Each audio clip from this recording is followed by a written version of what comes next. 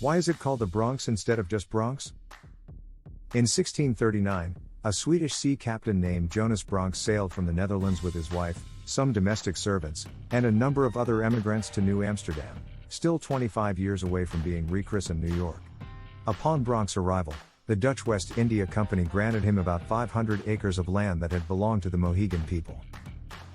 And while certain historical texts report that Bronx compensated Mohegan leaders, the details of the deal aren't very clear. The tract was between two rivers, the Great Kill and the Aquihung, meaning River of High Bluffs, now known as the Harlem River and the Bronx River, respectively. And if you think Bronx and Bronx sound a little too similar to be coincidental, you're right. Bronx leased some of his land to aspiring tobacco and corn farmers and also built himself a house, which is thought to have served as the site of a peace treaty between the Lenape people and the Dutch in 1642.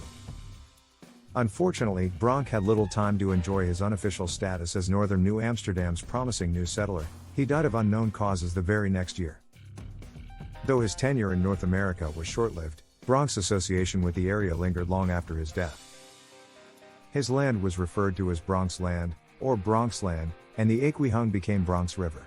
The moniker Bronx Land didn't stick, possibly because many of Bronx tenant farmers didn't stick around, and the influential Morris family birthed the new name, Morrisania, when it later acquired the land, PDF.